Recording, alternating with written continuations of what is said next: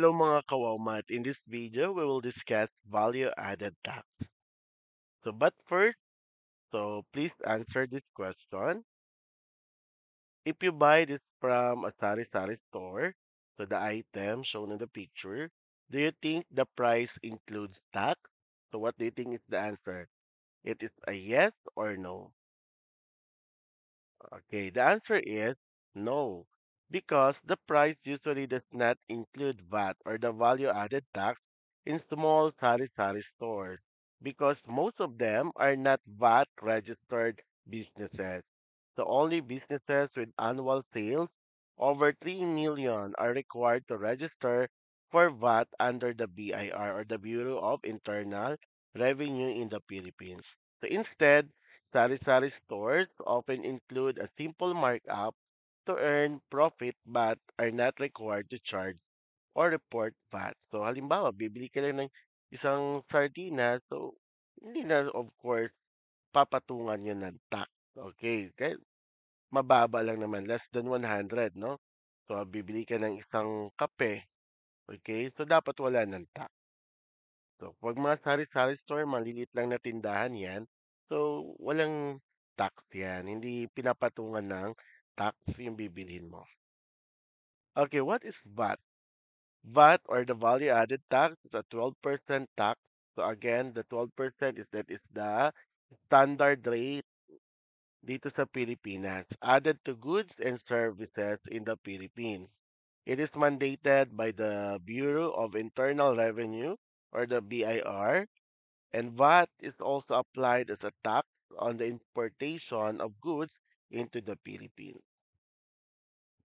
Okay, so nakakita na ba kayo ng resibo once na nagpo-purchase kayo ng item or pag may binili kayo sa mga convenience store?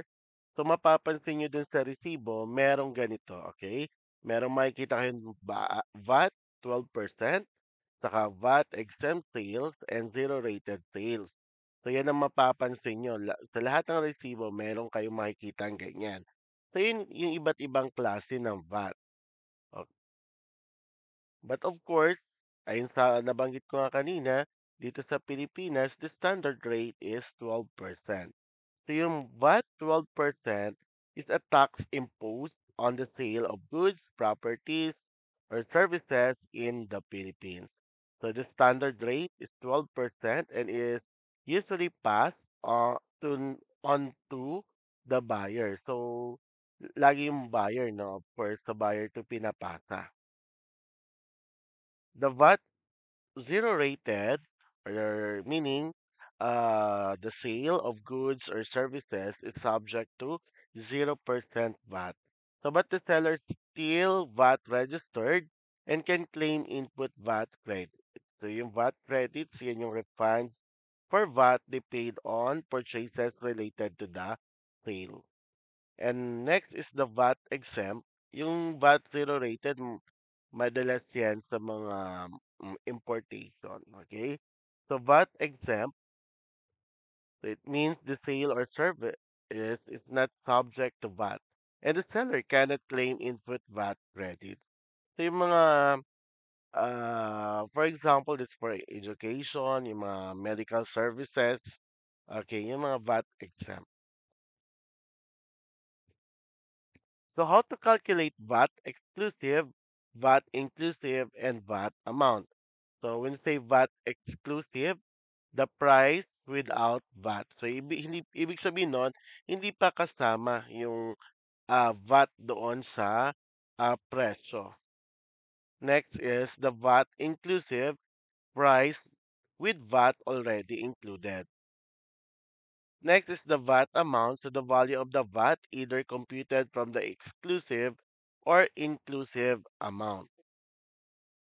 So, if the price is VAT exclusive, so ang thinking natin, wala pa siyang VAT. So, ang gagawin natin, dadagdagan natin siya ng 12% na standard rate.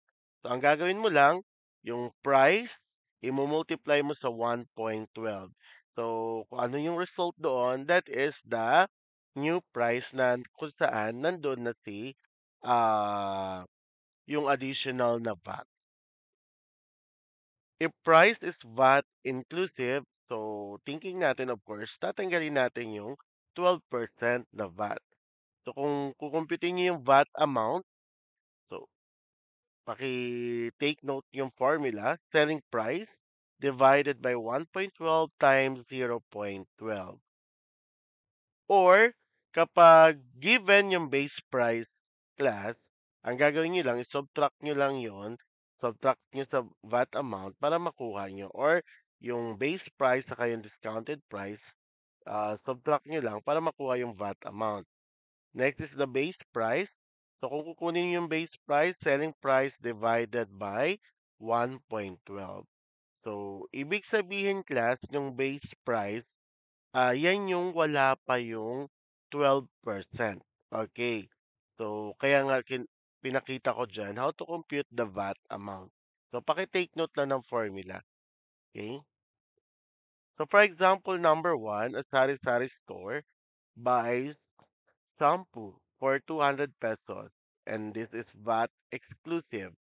So, how much is the total price with VAT? So using the formula kanina, so we can compute the total price by using the formula base price multiplied by 1.12. So ang base price natin is yung 200 pesos. So 200 times 1.12, the answer is 224 pesos. Another example, a cell phone costs 11,200 pesos and VAT included. So, ibig sabihin, dyan sa 11,200, kasama na yung 12% na VAT. So, what is the base price and the VAT amount? So, yung pinakita ko yung formula kanina, para makuha yung VAT amount, selling price, so 11,200 divided by 1.12 times 0.12, the answer is 1,200. So, ibig sabihin, ito yung VAT amount natin. So, ang magkano yung base price? So, para makuha yung base price natin, since na-compute naman na natin yung VAT amount, so ang gagawin lang natin, i-minus lang natin yung selling price minus the VAT amount. So that is 11,200 minus 1,200. So ibig sabihin, ang base price lang ng cellphone ay 10,000. So dahil 1 to yung VAT amount, kaya binenta siya ng 11,200 pesos. So another example, a gadget shop buys a power bank for 1,500 pesos and applies a 25% markup. They give a 5% discount to loyal customers. So the final selling price is VAT inclusive, or that is the 12%. What is the base price, excluding VAT and VAT amount, and the final price the customer pay? So, isa-isahin natin, no? Isa-isahin natin ito. Since una, okay, bumili ng power bank, okay, na 1,500. And dinagdagan ng 25% na markup. So, yun muna ang computin natin. So, from 1,500, mag-add tayo ng 25% na markup. So, paano kinocompute yun? That is 1,500 multiplied by 1.25. And the answer is 1,875. So, ibig sabihin, class, ito na yung bagong price mula dun sa 1,500. Dagdag na dyan yung 25% markup. So, next, they give a 5% discount to loyal customers. So, kung loyal yung customer, bababa or bababawasan yung 1,875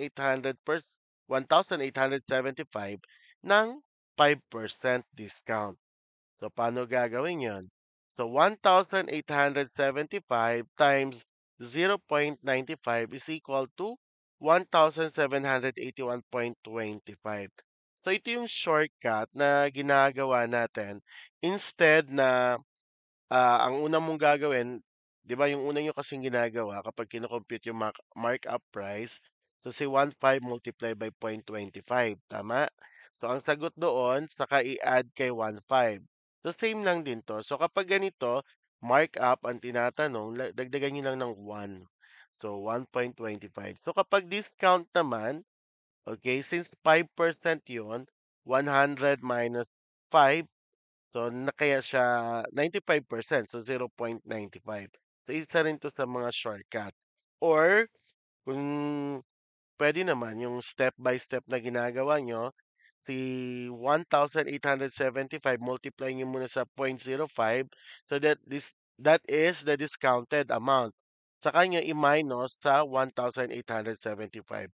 Pero kung gusto mo ng diretso na, ito na yung gagamitin mo. Next, so the final selling price is VAT inclusive. So kung inclusive yan, magkano yung base price? Okay? Magkano kaya yung base price? Okay, kaya kanina sa formula natin, that is 1,781.25 divided by 1.12. Okay, so the answer is 1,590.40. Ibig sabihin, wala pa yung 12% na tax. Kaya, yan yung base price, 1,590.40. So, magkano yung VAT amount? So, madali na lang, no? Minus na lang natin to. 1,781.25 minus 1,590.40, the answer is 190.85. Or, yung formula na ginagamit natin kanina ng pinakita ko, pwede nyo i-compute 1,781.25 times 0.12 divided by 1.12. Ito pa rin yung makukuha nyo. So, ang last question, magkano yung binayaran niya nung customer? Of course, ito, yung discounted price na 1,781.25. Okay, so be ready na for the five item for our short quiz. Okay, let's start. So, I'll give you 15 seconds for this. How much VAT is added to 500 pesos item that is VAT exclusive? A 50 pesos, B 60 pesos, C 100 pesos, D 56 pesos. Okay, you can use calculator for that. Number two, what is the VAT on a 1,120 pesos item if it's VAT inclusive? A 120 pesos, B 100 pesos, C 130 pesos, D 150 pesos.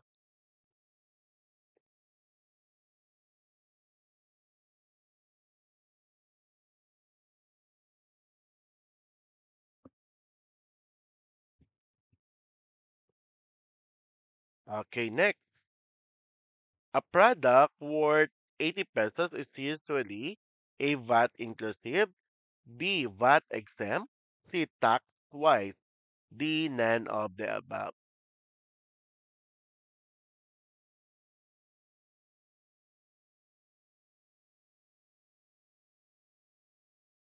Okay, number four. A shirt is 560 and is VAT exclusive.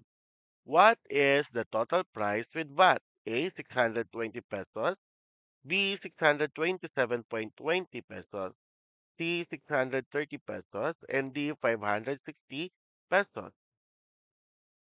And last, okay, which of the following prices is likely VAT inclusive? A 2,800 pesos, B 40 pesos, C 80 pesos, D 90 pesos. Okay, so that's all. Are you ready to reveal the answer? Okay, can you check your answer? For number one, the answer is letter B. Number two, letter A. Number three, B. Number four, B. Number five, A. If you get a perfect score, congratulations. And those students who get three and below, so more practice about this topic. Okay? Thank you for watching this video. I hope you learned something. So see you to the next video.